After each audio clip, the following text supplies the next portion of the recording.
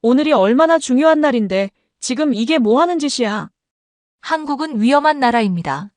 한국과 일본의 관계는 결코 좋아질 수 없습니다. 일본에서는 절대 알려주지 않는 진실을 마주한 한 학생이 전교생이 듣고 있는 강당에서 소리치고 있습니다. 오늘 밝혀질 이야기는 일본 사회를 뒤흔들고 있는 충격적인 변화의 실체입니다. 도대체 이 학생은 한국에서 어떤 일을 겪었던 걸까요? 사연을 시작하기 전에 여러분들의 구독과 좋아요는 영상 제작에 아주 큰 힘이 됩니다. 그럼 오늘의 사연 시작하겠습니다. 제 이름은 야마다 켄타입니다. 도쿄에 있는 명문 고등학교 2학년생이죠. 지금부터 제가 한국에서 겪은 여정에 대해 솔직하게 들려드리려 합니다. 처음 학교에서 이번 수학여행 목적지가 한국이라고 했을 때 저는 정말 실망했습니다. 다른 친구들은 환호성을 질렀지만 저는 그 자리에서 얼어붙었죠. 싱가포르나 호주도 있는데 왜 하필 한국인가요? 사실 저는 어릴 때부터 한국에 대해 좋지 않은 이야기를 들으며 자랐습니다. 제 아버지는 일본의 유명 언론사에서 일하는 기자인데 늘 저녁 식탁에서 한국에 대한 부정적인 뉴스를 전해주셨어요. 켄타, 한국은 위험한 나라야. 일본인이 가서 좋은 소리를 들을 리 없어. 이런 말을 자주 들었죠. 학교에서 돌아와 수학여행 안내문을 보여드렸을 때 아버지의 표정이 어두워졌습니다. 꼭 가야만 되니. 그 말투에는 걱정과 불만이 섞여 있었어요. 어머니는 조용히 경험은 좋은 거야 라고 말씀하셨지만 아버지의 날카로운 시선에 금방 입을 다무셨습니다. 유일하게 위안이 되는 건 제 절친 사사키 유토가 함께 간다는 것이었어요. 유토는 저와는 달리 한국 문화에 관심이 많았습니다. 드라마도 보고 케이팝도 즐겨 들었죠.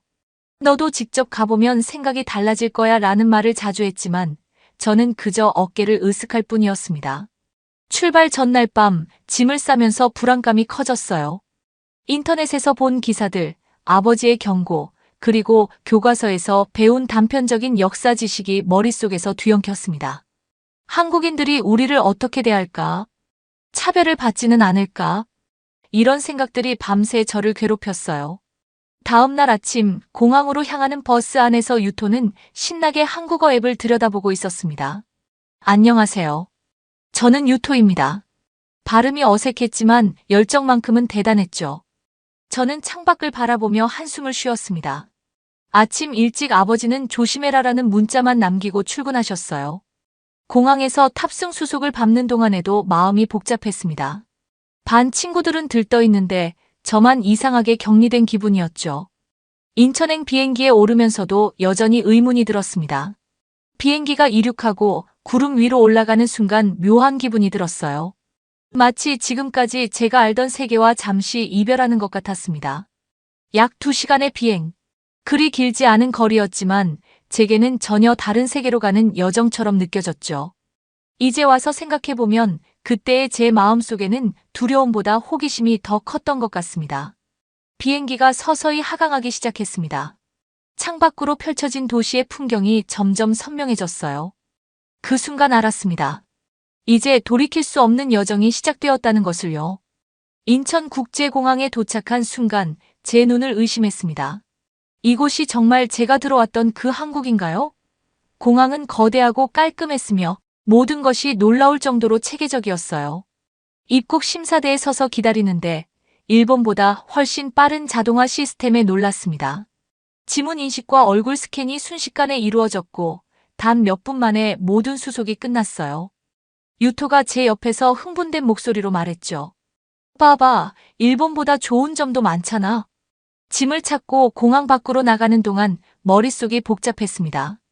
아버지가 묘사했던 한국과는 너무나 다른 모습이었어요. 공항 철도를 타고 서울로 향하는 동안 창밖으로 보이는 풍경은 현대적이고 정돈되어 있었습니다. 제가 알던 한국의 이미지와 실제 모습 사이의 간극이 너무 컸습니다. 마음 한편에서는 아버지가 왜 이런 면을 전혀 언급하지 않았는지 의문이 들었어요. 서울 중심부에 위치한 숙소에 도착했을 때는 이미 오후였습니다. 우리 반 담임 선생님이 오늘의 일정을 설명해 주셨어요. 오늘 저녁에는 한국 학생들과의 교류 프로그램이 있습니다. 모두 긴장하지 말고 편하게 대화해 보세요. 하지만 긴장된 마음으로 호텔 컨퍼런스룸에 들어섰습니다. 이미 20명 정도의 한국 학생들이 와 있었어요. 우리는 서로 어색하게 인사를 나누었고 한국 선생님 한 분이 짝을 지어주셨습니다. 제 짝은 유진이라는 여학생이었어요. 유진은 밝은 미소로 저를 맞이했습니다. 안녕하세요, 켄타 씨. 한국에 온 것을 환영해요. 일본어를 조금 섞어 말하는 모습이 신기했죠. 저는 어색하게 고개를 숙이며 인사했습니다. 만나서 반가워요. 초반에는 대화가 잘 이어지지 않았어요.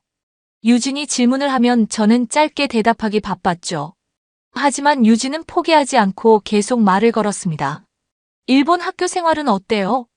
도쿄는 정말 멋진 도시죠? 어떤 음악 좋아해요? 점점 긴장이 풀리면서 대화가 자연스러워졌습니다. 놀랍게도 유진은 일본 문화에 관심이 많았어요. 제가 좋아하는 애니메이션도 알고 있었고, 일본 음악도 몇 가지 들어본 적이 있다고 했죠. 그런 이야기를 나누다 보니 시간이 금방 흘렀습니다. 저녁 식사는 한국식 바비큐, 삼겹살이었어요. 처음으로 직접 고기를 구워 먹는 경험을 했는데 그 맛은 정말 놀라웠습니다. 유진이 상추에 고기를 싸서 먹는 방법을 알려주었고 그렇게 먹으니 더 맛있었죠. 이게 이렇게 맛있다고. 제 솔직한 반응에 유진과 다른 한국 학생들이 웃음을 터뜨렸습니다.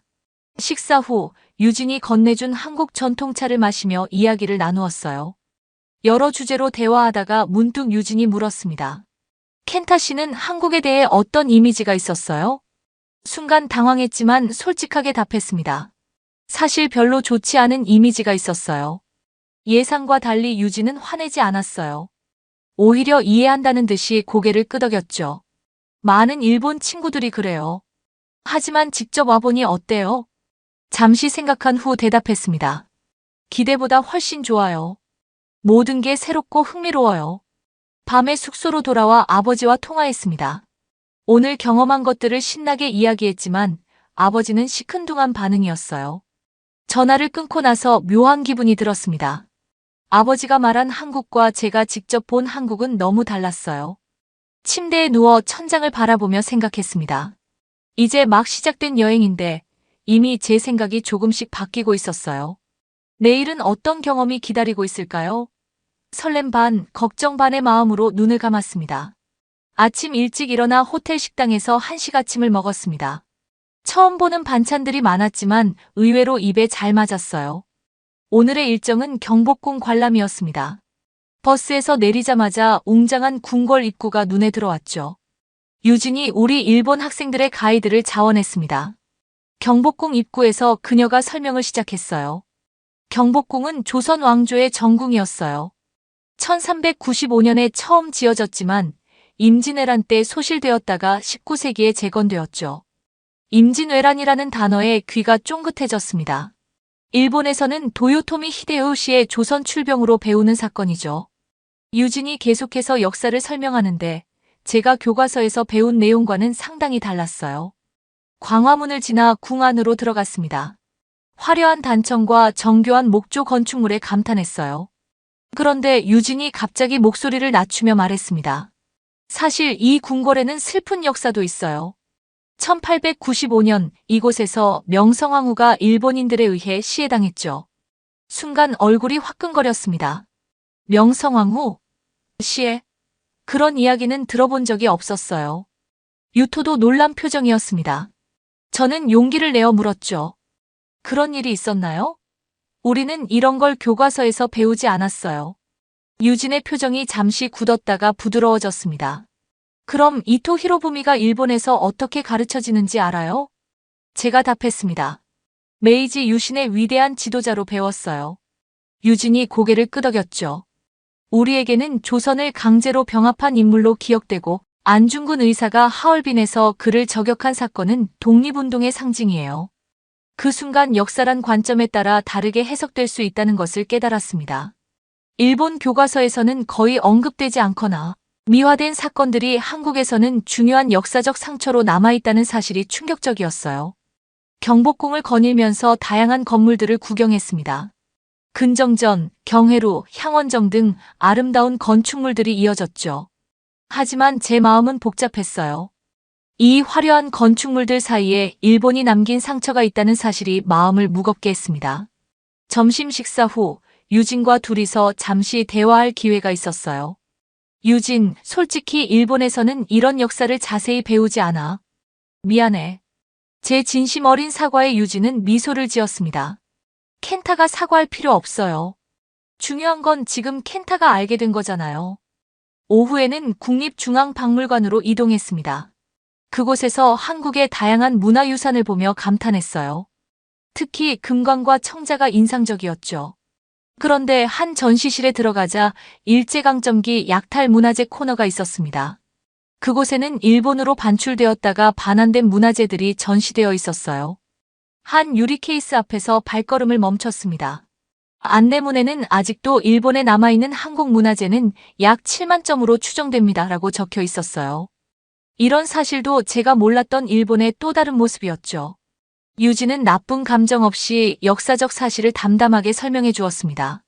그녀의 태도에 오히려 감사함을 느꼈어요. 박물관을 나오는 길에 유진에게 물었죠. 그런데 왜 일본인인 나에게 이런 이야기를 해주는 거야? 기분 나쁘지 않아? 유진은 잠시 생각하더니 대답했습니다. 역사는 알아야 하지만 그걸 지금 사람들에게 미워할 이유는 없어요. 켄타도 그때 있었던 일에 책임이 없잖아요. 중요한 건 서로 이해하는 거라고 생각해요. 그날 저녁 숙소로 돌아와 침대에 누워 생각했습니다. 오늘 하루는 마치 역사 수업을 다시 받은 것 같았어요. 일본에서 배운 역사와 한국에서 경험한 역사 사이의 간극이 너무 컸습니다. 이런 차이가 양국 간의 갈등을 만드는 원인 중 하나라는 생각이 들었어요. 아버지에게 오늘 있었던 일에 대해 이야기하고 싶었지만 전화하지 않았습니다. 아직 제 생각을 정리할 시간이 필요했어요. 창밖으로 서울의 밤 풍경을 바라보며 생각했습니다. 역사는 바꿀 수 없지만 미래는 우리가 만들어가는 거야. 다음 날 아침, 우리는 서울의 한 고등학교를 방문했습니다. 학교에 도착하자 현수막이 걸려 있었어요. 일본 자매학교 방문을 환영합니다. 교문에서부터 한국 학생들이 줄지어 서서 우리를 맞이했습니다. 솔직히 이런 환영은 예상하지 못했어요. 교실에 들어가자 한국 학생들이 박수로 우리를 환영했습니다. 사전에 짝을 정했는데 저는 어제 만난 유진과 함께하게 되었어요. 교실 분위기는 생각보다 활기찼습니다. 한국 학생들은 적극적으로 말을 걸어왔고 질문도 많이 했죠. 일본에서는 어떤 음악이 인기 있어요? 도쿄 생활은 어때요? 일본 학교 급식은 맛있나요? 정말 다양한 질문이 쏟아졌습니다. 처음에는 제가 일본인이라는 이유로 차갑게 대할 줄 알았는데 오히려 호기심과 친절함으로 다가오는 모습에 놀랐어요. 유진의 책상 주변에 모여 이야기를 나누던 중 한 학생이 일본 애니메이션에 관해 물었습니다. 제가 좋아하는 작품을 이야기하자 그 학생도 같은 작품을 좋아한다며 반가워했어요. 일본 문화에 대한 한국 학생들의 지식이 상당히 깊었습니다. 우리나라에서도 일본 문화가 인기 많아요.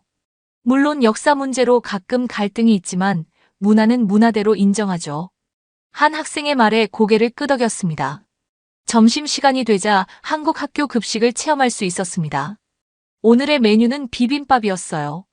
처음 보는 음식이라 어떻게 먹어야 할지 몰라 당황했지만 유진이 친절하게 알려주었죠. 이렇게 쓱쓱 비벼서 먹는 거예요. 새로운 맛이었지만 의외로 맛있었습니다. 오후에는 한국어 배우기 시간이 있었어요. 간단한 인사부터 자기소개까지 한국 학생들이 우리에게 한국어를 가르쳐 주었습니다. 안녕하세요. 저는 야마다 켄타입니다. 발음이 어색했지만 한국 학생들은 큰 박수로 격려해 주었어요. 수업이 끝난 후 유진이 제안했습니다. 오늘 저녁에 한강에 가볼래요? 라면 먹기 좋은 날씨예요. 한강에서 라면? 생소한 개념이었지만 호기심이 생겼어요. 선생님의 허락을 받고 몇몇 친구들과 함께 한강으로 향했습니다. 한강공원은 상상 이상으로 아름다웠어요. 강변을 따라 산책로가 잘 조성되어 있었고 사람들이 자전거를 타거나 피크닉을 즐기고 있었습니다. 유진이 편의점에서 라면과 음료수를 사왔어요. 한강에서 먹는 라면이 제일 맛있어요. 강변에 앉아 라면을 끓여 먹으며 서울의 야경을 감상했습니다. 화려한 불빛들이 강물에 반사되어 더욱 아름다웠어요. 유진과 이야기를 나누다 보니 시간 가는 줄 몰랐습니다. 켄타는 한국에 대해 어떤 생각이 들어요? 아직도 처음 생각이랑 같아요? 유진의 질문에 솔직하게 대답했습니다. 많이 달라졌어요. 한국은 제가 생각했던 것보다 훨씬 발전되어 있고 사람들도 친절해요. 특히 역사적으로 복잡한 관계가 있는데도 이렇게 대해주니 더 감사하죠. 유진이 미소를 지었습니다. 사실 우리도 처음에는 일본 학생들이 오면 어떻게 대해야 할지 고민했어요. 하지만 만나보니 그냥 또래 친구들이더라고요. 단순하지만 깊은 말이었습니다. 숙소로 돌아오는 길에 휴대폰으로 아버지에게 메시지를 보냈습니다. 오늘 한국 학생들과 좋은 시간을 보냈어요. 생각보다 훨씬 친절하고 일본 문화도 많이 알고 있었어요. 하지만 아버지의 답장은 짧았어요. 조심해라. 겉모습만 보고 판단하지 마라. 방에 돌아와 침대에 누워 생각했습니다. 아버지가 왜 이렇게 한국에 대해 부정적인지 이해하기 어려웠어요. 제가 직접 경험한 한국은 아버지의 묘사와 너무 달랐습니다. 양국 간에 역사적 갈등이 있다는 것은 알지만 그것이 개인 간의 교류까지 막을 이유는 되지 않는다고 생각했어요. 창밖으로 서울의 밤 풍경을 바라보며 생각에 잠겼습니다. 불과 며칠 전만 해도 이런 생각을 할 거라고는 예상하지 못했어요. 한국에 오기 전에 제 모습은 마치 다른 사람 같았습니다. 편견이란 이렇게 허물어지는 것인가 싶었죠. 오늘은 서울의 도시 인프라와 테크놀로지를 체험하는 일정이 있는 날이었습니다. 아침 식사 후 곧바로 지하철역으로 향했죠. 지하철에 탑승하자마자 놀라운 점을 발견했어요. 역사가 깨끗하고 플랫폼 스크린 도어가 설치되어 있었죠. 도쿄에도 스크린 도어가 있지만 서울의 모든 역에 설치되어 있다는 점이 인상적이었습니다. 지하철 안에서 더 놀라운 것은 인터넷 속도였어요. 와이파이가 끊김없이 빠르게 연결되었고 스마트폰으로 동영상을 보는데 전혀 문제가 없었습니다. 유토가 속도 테스트 앱을 열더니 감탄했죠. 와, 일본보다 2배는 빠른데? 유진이 설명해 주었습니다. 한국은 IT 인프라에 많은 투자를 했어요. 5G 도입도 세계 최초였죠. 사실 일본에 살면서 항상 우리나라의 기술력이 최고라고 생각했는데 이 부분에서는 한국이 앞서 있다는 생각이 들었습니다. 강남역에 도착해서 대형 쇼핑몰로 향했어요. 입구에서 유진이 교통카드를 보여주며 말했습니다. 이거 하나면 지하철, 버스는 물론이고 편의점, 카페 결제까지 다 돼요. 편리함에 놀라며 저도 하나 사서 충전했습니다. 일본의 교통카드보다 활용도가 높았어요. 쇼핑몰 안에서는 다양한 디지털 기기들을 체험할 수 있었습니다. 모두 최신 기술이 적용되어 있었죠. 특히 접히는 디스플레이 기술은 일본에서도 본 적 없는 혁신적인 제품이었어요. 이런 기술을 개발한 한국 기업들이 세계 시장에서 1등을 하고 있다니 놀랍네요. 점심 식사 후 지하철을 타고 이동하는데 한 장면이 눈에 들어왔습니다. 임산부석에 아무도 앉지 않고 비워두고 있었어요. 일본에서는 우선석에 종종 일반인들이 앉아있는 모습을 볼 수 있는데 여기서는 모두가 자발적으로 지키고 있다는 점이 인상적이었습니다. 더욱 놀라운 장면은 노인 한 분이 타시자 여러 명의 학생들이 즉시 자리에서 일어나 양보하는 모습이었어요. 도쿄에서는 보기 힘든 장면이었죠. 유진에게 물었습니다. 일본에서는 이런 모습이 요즘 많이 줄었어요. 한국은 왜 이렇게 노약자에 대한 배려가 잘 지켜지나요? 유진이 답했습니다. 어릴 때부터 어른 공경하는 문화가 강해요. 학교에서도 많이 가르치고요. 그 말을 듣고 일본도 원래 그런 문화가 강했는데 점점 사라지고 있다는 생각이 들었어요. 한국의 발전된 기술 속에서도 전통적 가치가 잘 지켜지고 있다는 점이 감명 깊었습니다. 오후에는 스마트시티 체험관을 방문했어요. 쓰레기통에 버린 쓰레기가 지하 파이프를 통해 자동으로 처리되는 시스템, 도로 위 센서로 교통 흐름을 조절하는 기술, 에너지를 효율적으로 관리하는 스마트 그리드 등 미래지향적인 기술들을 직접 볼 수 있었습니다. 유토가 감탄하며 말했어요. 우리도 이런 걸 만들 수 있을 텐데 왜 도쿄는 이렇게 적극적으로 도입하지 않을까? 저도 같은 생각이 들었습니다. 일본도 기술력은 뛰어나지만 새로운 시스템을 도입하는 속도가 한국보다 느리다는 인상을 받았어요. 하루 종일 서울의 발전된 모습을 보고 나니 제 생각이 많이 바뀌었습니다. 한국이 이렇게까지 발전한 나라인지 몰랐어요. 아버지의 이야기만 들었다면 절대 알지 못했을 현실이었죠. 숙소로 돌아오는 길에 생각했습니다. 직접 경험해보는 것이 얼마나 중요한지 이제야 알겠어요. 여행 나흘째, 우리는 롯데월드라는 놀이공원을 방문했습니다. 유진의 말로는 서울에서 가장 인기 있는 실내 테마파크라고 했어요. 입구에 들어서자 화려한 장식과 많은 사람들로 북적이는 모습이 눈에 들어왔습니다. 신나는 마음으로 여러 놀이기구를 탔습니다. 유토와 저는 소리를 지르며 즐겼고 유진과 한국 친구들은 우리의 모습을 보며 웃었습니다. 점심시간이 되어 패스트푸드점에서 간단히 식사를 마치고 다시 놀이기구를 타러 갔어요. 이번에는 자이로드롭이라는 높은 타워에서 떨어지는 놀이기구를 선택했습니다. 무서웠지만 친구들과 함께라 용기를 내어 탔죠. 놀이기구에서 내려오는 순간이었습니다.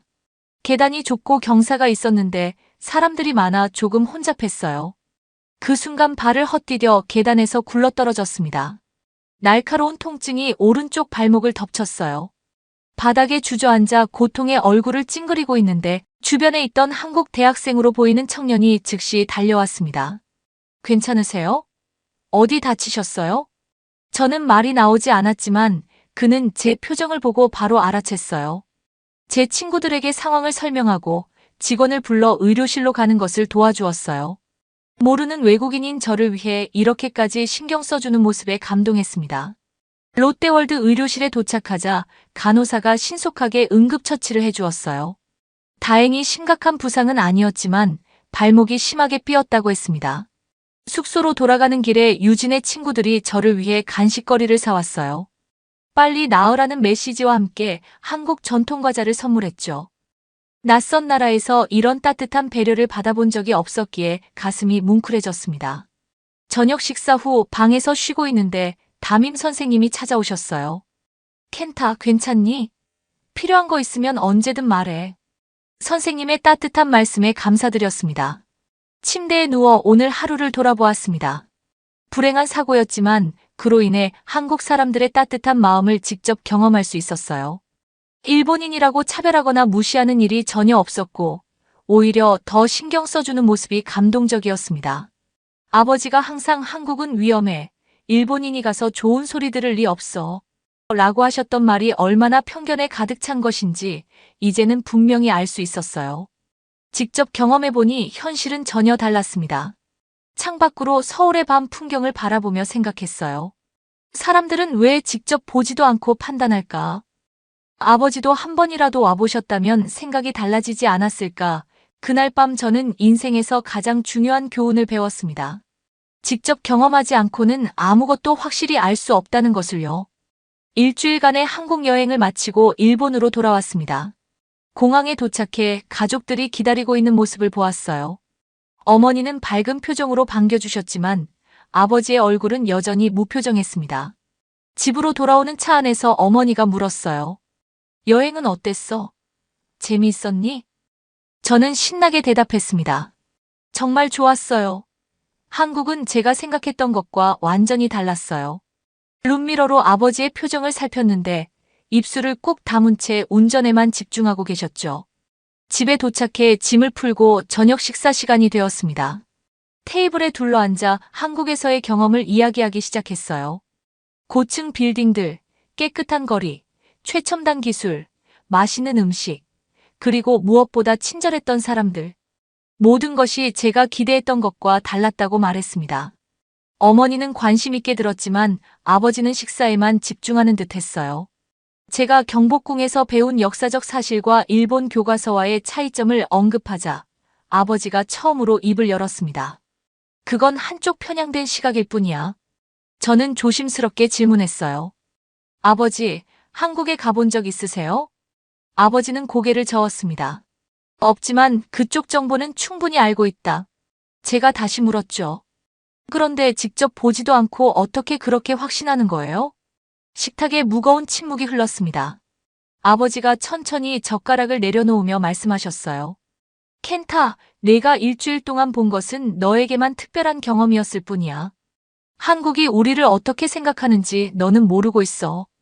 평소 같았으면 여기서 대화를 끝냈을 텐데 이번엔 달랐습니다. 제 안에서 뭔가가 솟구쳤어요. 아버지, 저는 그곳에서 실제로 보고 듣고 경험했어요. 한국 사람들은 제가 일본인이라는 걸 알면서도 친절하게 대해줬어요. 심지어 다친 날에는 더 신경 써주기까지 했죠. 아버지의 표정이 굳어졌습니다. 단순한 예의일 뿐이야. 그들의 진짜 생각은 다를 거야. 제가 반박했어요. 그럼 우리는 어떤가요? 일본인들이 한국인들에 대해 갖는 편견은 괜찮은 건가요? 역사적 사실도 제대로 가르치지 않으면서요? 아버지가 자리에서 일어났습니다. 어머니가 급히 중재에 나섰어요. 아버지는 방으로 들어가 버렸고 식탁에는 어색한 침묵만 남았습니다. 식사 후 제 방으로 들어와 침대에 누웠습니다. 아버지와 이런 식으로 대립한 것은 처음이었어요. 죄책감도 들었지만 한편으로는 제가 본 진실을 말해야 한다고 생각했습니다. 며칠 후 학교에 돌아갔습니다. 친구들과 한국 여행 이야기를 나누는데 놀랍게도 많은 친구들이 관심을 보였어요. 한국 음식은 정말 맛있어? 지하철은 진짜 깨끗해? 궁금증 가득한 질문들이 쏟아졌습니다. 유토는 자신의 SNS에 한국 여행 사진을 올리기도 했어요. 예상외로 긍정적인 반응이 많았습니다. 심지어 몇몇 친구들은 다음 방학에 한국 여행을 계획하고 싶다고 했죠. 그런 반응을 보며 생각했습니다. 아버지 세대와 우리 세대의 생각은 확실히 다르구나. 하지만 아직 아버지와의 갈등은 해결되지 않았어요. 집에서는 서로 마주치지 않으려 했고 대화도 최소한으로 줄였습니다. 그러던 어느 날 학교에서 국제 교류 프로젝트 발표 기회가 있었어요. 저는 한국 여행 경험을 발표하기로 했습니다. 객관적인 시각으로 한국의 문화, 기술, 사람들의 모습을 전달하려 했죠. 발표를 준비하면서 유진에게 연락했어요. 추가 자료가 필요했기 때문입니다. 유진은 기꺼이 도움을 주었고 흥미로운 정보들을 보내주었습니다. 우리는 온라인으로 계속 연락하며 서로의 문화에 대해 더 깊이 이해하게 되었어요. 발표 당일 많은 학생과 선생님들 앞에서 제 경험을 나눴습니다. 솔직하게 말했어요. 저는 편견을 가지고 한국에 갔지만 직접 경험해보니 생각이 완전히 바뀌었습니다. 우리가 배우지 못한 역사적 진실도 있었고 우리가 모르는 한국의 발전된 모습도 있었어요. 발표가 끝나고 많은 친구들이 긍정적인 반응을 보였습니다. 한 선생님은 객관적인 시각으로 잘 전달했다고 칭찬해 주셨어요. 그날 밤 그 발표 영상을 아버지에게 보여드리고 싶다는 생각이 들었습니다. 하지만 아직은 용기가 나지 않았어요. 한국 여행 후 2달이 지났습니다. 학교에서는 제 발표가 좋은 평가를 받아 국제2회 에세이 대회에 출품되었고 놀랍게도 지역 우승을 차지했어요. 신문에도 작은 기사로 실렸습니다. 그날 저녁 예상치 못하게 아버지가 먼저 대화를 시작했어요. 거실에서 신문을 보고 계시던 아버지가 불렀습니다. 긴장된 마음으로 아버지 앞에 앉았어요. 내 기사를 봤다. 아버지의 표정은 읽기 어려웠습니다. 솔직히 말해서 처음에는 내가 단순히 반항기에 젖어 나를 무시한다고 생각했어. 하지만 내 에세이를 읽어보니 아버지가 잠시 말을 멈추고 숨을 깊게 들이쉬었어요. 내가 한국에서 본 것들이 진심으로 너에게 영향을 줬다는 걸 알겠다. 아버지의 목소리에서 약간의 변화를 느꼈습니다. 사실 나도 한국에 대한 내 생각이 주로 뉴스와 선배들의 이야기에서 비롯됐다는 걸 인정해야겠구나. 깜짝 놀라 아버지를 바라봤습니다. 이런 말씀을 하실 거라고는 전혀 예상하지 못했어요. 아버지가 계속 말씀하셨습니다. 회사에서도 최근 한국과의 협업 프로젝트가 있어서 어쩌면 나도 한번 직접 가보게 될지도 모르겠다. 저는 조심스럽게 대답했어요. 아버지, 정말 가보신다면 좋을 것 같아요. 저도 처음에는 두려웠지만 직접 경험해보니 생각이 완전히 바뀌었으니까요. 아버지는 희미하게 미소 지으셨습니다. 오랜만에 본 따뜻한 표정이었어요. 그 대화 이후 집 분위기가 조금씩 바뀌기 시작했습니다. 아버지는 여전히 한국에 대한 의견이 있었지만 예전처럼 일방적으로 부정적인 이야기만 하지는 않으셨어요. 때로는 제 생각을 물어보시기도 했죠. 학교에서는 제 에세이가 전국 대회에 진출하게 되었고 그 과정에서 한국 학생들과의 온라인 교류 프로그램에 참여할 기회가 생겼습니다. 유진도 그 프로그램에 참여하게 되어 더 자주 연락할 수 있게 되었어요. 온라인 교류 시간에 일본과 한국 학생들이 함께 역사, 문화, 현대사회 문제에 관해 토론했습니다. 때로는 어려운 주제로 의견 충돌이 있기도 했지만 서로 존중하는 태도로 대화를 이어갔어요. 그 과정에서 두 나라의 관계를 더 깊이 이해하게 되었습니다. 3학년이 되자 진로를 결정할 시간이 왔어요. 이전에는 막연히 경영학을 생각했지만 이제는 국제관계학에 관심이 생겼습니다. 특히 동아시아 지역의 평화와 협력에 기여하고 싶다는 꿈이 생겼어요. 담임 선생님과 진로 상담을 하며 말씀드렸습니다. 한국 여행 경험이 제 인생의 방향을 바꾸었어요. 이제는 한국어도 배우고 있고 대학에서 국제관계를 공부하고 싶습니다. 선생님은 흐뭇한 표정으로 고개를 끄덕이셨어요. 놀랍게도 제 결정에 가장 큰 지지를 보내준 사람은 바로 아버지였습니다. 내가 진심으로 원한다면 지지해줄게. 하지만 항상 객관적인 시각을 유지하는 것을 잊지 마라. 그 말씀에 감사함을 느꼈어요. 고3 겨울 대학 입시 준비로 바쁜 와중에 반가운 소식이 들려왔습니다. 유진이 일본 유학을 결정했다는 거예요. 도쿄의 한 대학에서 일본 문화를 공부하게 된다고 했습니다. 켄타가 한국을 보여줬으니 이제는 내가 일본을 더 알아가고 싶어. 그녀의 메시지를 읽고 웃음이 났습니다. 우리는 서로의 나라를 더 이해하기 위해 반대 방향으로 걸어가고 있었어요. 이것이야말로 진정한 문화 교류가 아닐까 싶었습니다. 졸업을 앞둔 어느 날 교내 국제이해 포럼에서 마지막 발표를 하게 되었어요. 많은 학생들과 선생님들 앞에서 제 여정을 나누었습니다. 한국 여행 전에 저는 편견에 사로잡혀 있었습니다. 아버지의 말씀, 뉴스에서 본 이야기들. 그것이 전부라고 생각했죠. 하지만 직접 경험하고 나서야 깨달았습니다. 우리가 알고 있는 것은 빙산의 일각에 불과하다는 것을요. 한일 관계에는 아픈 역사가 있지만 그것이 우리 세대의 교류와 이해를 막을 이유는 되지 않습니다. 저는 이제 한일 관계가 더 가까워질 수 있도록 작은 다리가 되고 싶습니다. 어쩌면 정치와 경제의 큰 흐름은 우리가 바꿀 수 없을지도 모릅니다. 하지만 한 사람의 인식이 바뀔 때 세상도 조금씩 변할 거라고 믿습니다. 발표가 끝나고 큰 박수를 받았습니다. 그날 밤 유진에게 영상을 보내며 메시지를 남겼어요. 내가 한국에서 배운 것처럼 내가 일본에서 좋은 경험을 했으면 해. 서로를 더 이해할수록 우리의 미래는 더 밝아질 거야. 이제 저는 대학 진학을 앞두고 있습니다. 앞으로의 길이 쉽지는 않겠지만 한 가지 확실한 것이 있어요. 제가 처음 한국행 비행기에 올랐을 때와는 완전히 다른 사람이 되었다는 것입니다. 어떤 나라나 사람에 대해 알기 위해서는 직접 경험해보는 것이 얼마나 중요한지 깨달았습니다. 교과서나 뉴스에서 보여주는 단편적인 정보만으로는 전체 그림을 볼 수 없어요. 제 눈으로 보고 제 귀로 듣고 제 발로 걸어본 한국은 아버지가 묘사한 그 나라와 전혀 달랐습니다. 지난주에는 교환학생 프로그램 지원서를 제출했어요. 대학 2학년 때 한 학기 동안 서울에서 공부하고 싶습니다. 아버지도 이제는 제 결정을 존중해 주세요. 심지어 어제는 다음에 내가 한국에 갈 때는 나도 함께 가보고 싶구나라고 말씀하셨습니다. 그 말을 들었을 때 가슴이 따뜻해졌어요. 유진은 다음 달에 도쿄에 도착합니다. 제가 그랬던 것처럼 그녀도 일본에서 새로운 시각을 얻을 거예요. 우리는 서로의 나라를 이해하기 위해 노력하는 작은 다리가 되기로 약속했습니다. 한때는 왜 하필 한국인가라고 생각했던 제가 이제는 한국을 경험하게 되어 정말 다행이다라고 말할 수 있게 되었습니다.